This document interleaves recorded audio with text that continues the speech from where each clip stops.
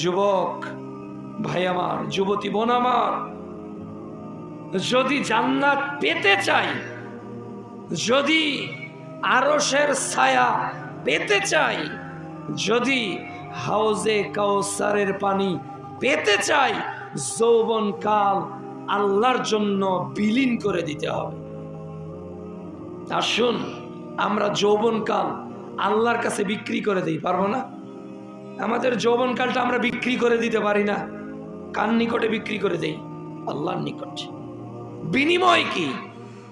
ওয়াসারিউ ইলা মাগফিরাতিন মির রাব্বিকুম ওয়া জান্নাতিন আরদুহাস সামাওয়াতি ওয়াল আরদ উইদ্দাত লিল মুত্তাকিন।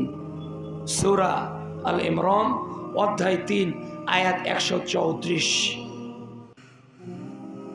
একজন সাহাবী খেজুর খাচ্ছেন, খেজুর ছুঁড়ে ফেলে দিলেন, বললেন, ইয়া রাসূলুল্লাহ, দুনিয়ার এই খেজুরগুলো খেতে আমার মনে হয় অনেক দেরি হয়ে যাবে, আমি জান্নাতে যেতে চাই।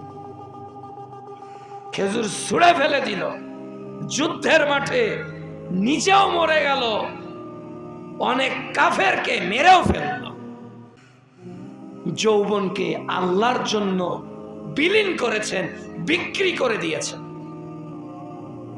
শুধু তাই নয়, আমরা দেখতে পাই হযরত হানজালা রাদিয়াল্লাহু তাআলা আনহু যখন খবর পেলেন যে উহুদ যুদ্ধে মুসলমানরা পরাজয় বরণ করেছে, এমনকি কাফেররা মিথ্যা তথ্য ছড়িয়ে দিল যে প্রিয় নবী মারা গেছে, হানজালা রাদিয়াল্লাহু তাআলা আনহু